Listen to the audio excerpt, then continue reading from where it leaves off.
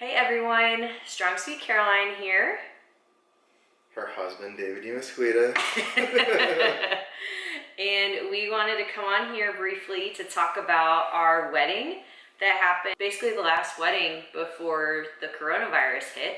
Well, it was the day after Trump basically shut everything down. It was, he shut it down on Friday, which was 3/13/2020, and the wedding was on 3/14/2020. So yeah, we got married, and we were lucky because we were one of the last ones. But more importantly, what we want to talk about with you guys that I know is a big factor for many people is we got married very budget friendly for under $5,000 in the South. I guess before we get started, I guess we should tell them kind of what our original plan was. Okay, yeah, sure. Why not? So David didn't really want a real wedding.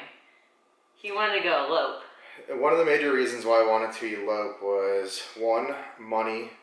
You have a reason to not need to invite that many guests. And also, we picked Hawaii, which I believe you can only have 10 people max on the beach or 15 people max. It's a government regulation.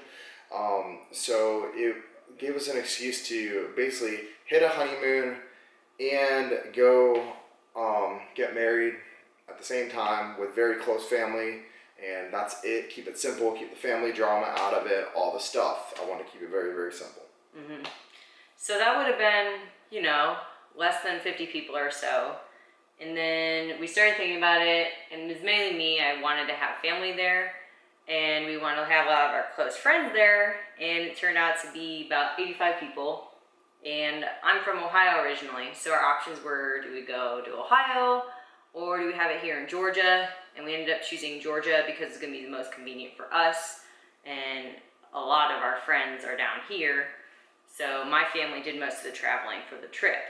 But that was our first thing. Was our wedding plan did change. But we're going to tell you how we did it. So listen up to the next few minutes about our 5 tips on how we were able to spend less than $5,000 on our wedding. One that we have for all of you guys is select what your non-negotiable items are when you're deciding on your wedding. So you, bride and groom, have to agree on what are the mandatories for your wedding. For us, one of the main things was we didn't want to focus on stuff. It was going to be focused on the event itself. So very minimal decorations. We want to have really good food. So we definitely focused on that, and that's where a lot of our budget went, was the food and the alcohol. And we wanted to make sure that it was a fun environment. So making it close-knit for our family and friends. And we didn't even worry about a cake, because we ended up getting married on Pie Day. We made it very unique, and we got pies for our wedding from a local baker. One other thing that I will say is one of the non-negotiables being good food, first off, for foodies. And then the other thing behind good food at a wedding is most people remember the food more than anything else. And if they don't, then they're probably drunk. So the alcohol comes in handy too there. Yeah, and I'm going to show you guys a breakdown of how much we did spend on everything. The food itself was including the pies, so the meals that were catered, Mediterranean food from a local restaurant, and then the pies, it ended up being about $3,000. And that's for 85 people. So I would say that's pretty affordable. It depends where you're located, but it averaged about $30 a person.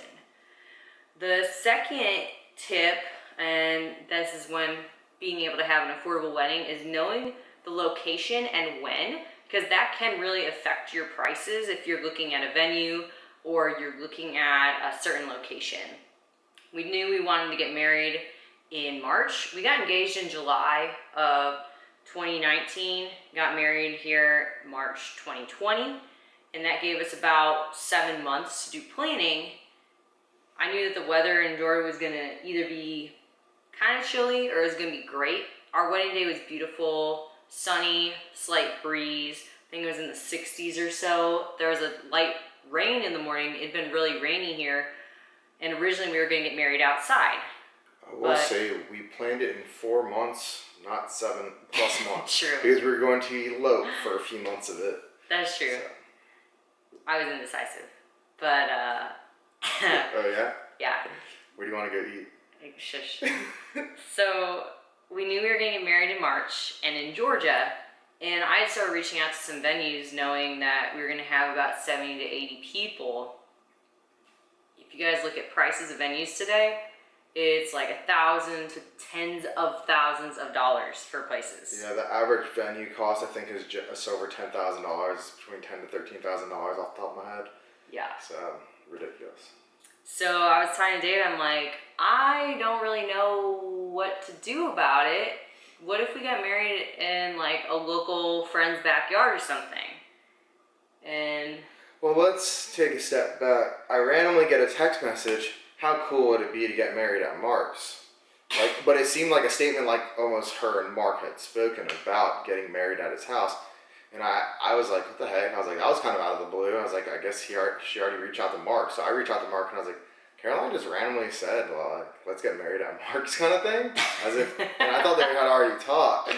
Well, he's like, huh, okay, I'll talk to Mary. And within like a week to 2 weeks, I think it was maybe a week actually, they spoke about it and they agreed. And it was almost accidental chance that I thought the way that she worded it that they had already spoken, and I randomly asked him. And he has a beautiful home, beautiful backyard on the lake. It ended up not being at his house, but his dad's house right down the road, which was beautiful, chateau-like. And couldn't have asked for anything else better. It was a rain-out plan. Actually, the week of the wedding, someone signed to buy the house, and they were supposed to close on that Friday. So we're like, all right, well, we need to rent a tent for the backyard now because it's been raining for. It was raining for a solid like month straight here, with maybe 2 dry days, and we were like, okay, let's ask about the tent. And I think the tent was going to be like almost $3,000, and not probably more. That was for like one tent actually. So it would have been like $4,000 more probably. And what ended up happening is they ended up backing out on that Wednesday from buying the home. So we just happened to be able to use the home out of sheer dumb luck. As much as I was happy, I was really happy that they were finally selling the home that was sitting there for 3 years. But I guess it worked out because the ground was too soft in the backyard. It would have been really hard. Yeah, so we got really lucky, but I also believe everything happens as it's supposed to. So as we're talking about, the first thing, figure out your non-negotiables as a husband and wife. And number 2 is figure out your when and where. Number 3, third way to save money on a wedding, specifically in the South, is you want to have a friend who's a photographer. Photographers nowadays go, thousands of dollars. The bare minimum I was finding was $5,000 for a 4-hour booking. And David's friend in the gym is a photographer part-time. And we talked with him about what we wanted, what our vision was, primarily my vision.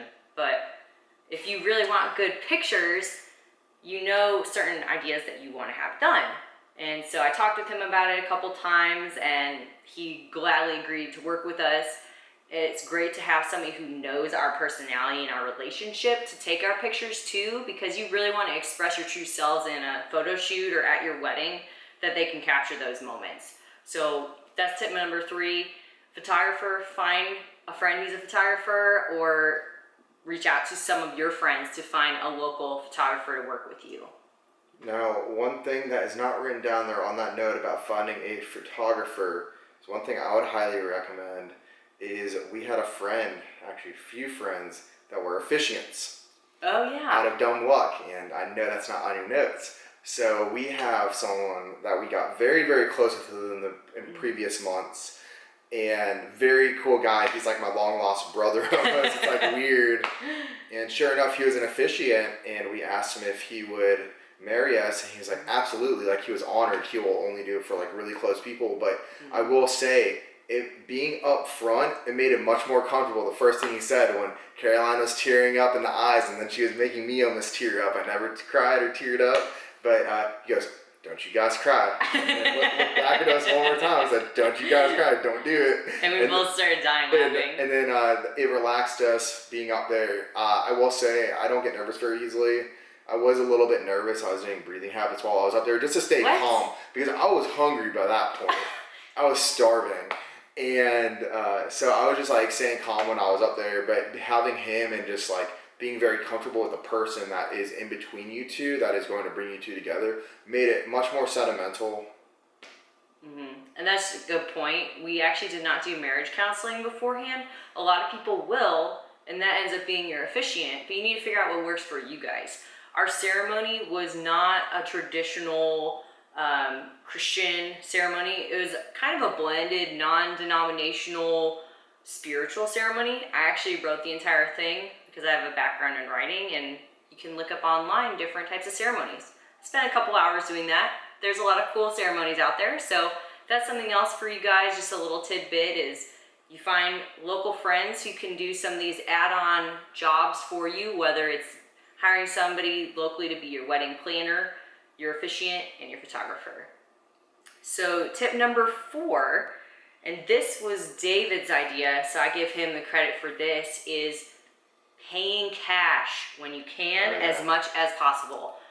Literally, in today's society, everybody swipes card, but you forget that there's a percentage fee that business has to take in when they get your credit card. Well, now the way that I was brought up, it was a very cash-oriented business.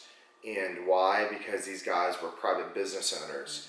Businesses write their own taxes, essentially. Yep. So if they get something in cash, they can choose to write it off. They can choose not to write it off. Not only, I mean, it's illegal to not write it off, but they can choose to write that money down as they choose, whether they save 30% on taxes or whether they write it off and they save the percentage on the back end from the credit card company that they charge when they swipe the card. It can be up to like, I think 3.5%, or 3% around there. So they save money, and you end up getting that kickback, right? So make sure you ask, like, hey, if we pay you in cash, will you give a percentage off? You don't ask questions. You just ask them if they want the cash. If you have the cash, most people prefer cash. Yep. But just make sure that you get it, present it like you would like to get a discount if you're paying cash. If not, swipe the card and get the extra 1.5% cash back or whatever you get as well. Yeah, I think the only thing that we paid card for was the few flowers that I bought, which I bought flowers at Trader Joe's and online from a lavender farm. That's because I wanted lavender at our wedding. And the alcohol at Costco. Everything else we paid cash. We paid our bartender through Venmo. We paid the food vendor cash. We paid the pie lady cash. The photographer was in cash.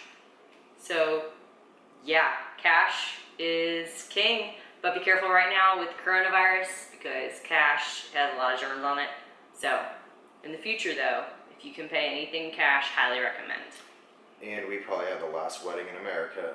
Because if we were at a venue, it's like just like a normal venue, they probably would have shut it down because they had a limitation of, I think it was like 50 people immediately after the thing. If not, it was 10 people. I can't remember if it was 10 or like 50, whatever. It would have broken the threshold, and we would have immediately had to cancel it like the day before the wedding, because I got a text message from my friend like, hey man, sorry to hear everything that's going on. I'm sure you guys are stressed. It's like, what are you talking about, man? It's like, well, Corona, you know? Like, are you guys still having a wedding? I was like, yeah. I was like, I'll see you tomorrow. So, yeah, that was we got married, probably the last wedding during a pandemic. Yep. Everything else got canceled. My buddy was having a small wedding, I believe, the next week, and it was canceled. Every other wedding. Megan's brother was going to have a wedding in Italy, canceled for like over a year. Yeah. So that segues right into our tip number 5, which is focusing on your end goal. So for us, it is coming together in our marriage, celebrating our love, and having a great party, and not worrying about the little stuff. We were getting stressed out about family drama, about people expecting this certain look at the wedding. Who cares? You know, at the end of the day, it's about your relationship with each other. If you believe in God, your relationship being united through God, and ultimately having fun, getting your family and friends together, having a party. We even had a family get-together dinner the night before that our parents so generously pitched in for that we didn't have to pay anything towards. And then that same day, we didn't focus on stuff. We actually didn't have a registry. We just did a honey fun jar and we did cards. So if anybody wanted to give us anything for our future honeymoon, that thankfully we didn't plan to go anywhere yet. Hopefully Greece in the next like 6 to 10 months maybe. But luckily, because we didn't do any of that, allowed us to focus more on that day. Some of our friends who we never get to see coming from out of town, and just really being in the moment. And I think that's really hard for some people. I talked to countless women and men who are like, I don't even remember my wedding day. And both of us agree, like, we remember everything. Yeah. And I mean, we drank, so it's not like we were like, hammered and just buzzed and going through the day. No, we drank, we enjoyed ourselves, we shared time with family, friends, each other, and apparently had like the longest first kiss ever. Nah, I saw a video. It wasn't as long as we were like, yeah, it was echoing in the halls, and I was like, nah. I was like, I saw a video. It was okay. I will say, now that I'm losing my train of thought, that you were talking about the dinner the night before. Including the dinner the night before, it would still come out to under $5,000, even if it wasn't covered. Yeah. And I mean, at the end of it, it's all going to be about you guys putting together a plan and your budget. So I'm going to do a couple follow-up videos about that too, on some of the ways that I save money specifically, because the girl usually has more expenses. I only paid $100 for my wedding dress, for example. But these are our top 5 tips for being able to save money on a wedding. Once more, first one, selecting your non-negotiables as a couple. Number 2 is selecting your location and what time of year. Number 3 is having close friends who can provide some of the services you need that day, whether it's a photographer, officiant, bartender, etc. Number 4, paying in cash when you can. And number 5, focusing on the end goal. So thank you guys so much for tuning in. David and I really appreciate it. Feel free to subscribe and follow, and look for more videos coming soon. Thanks, Strong Sweet Caroline, for having me on this podcast. Video. All right. Thank you guys so much. And if you have any questions, feel free to comment below, reach out, and look forward to talking to you soon. This light makes me look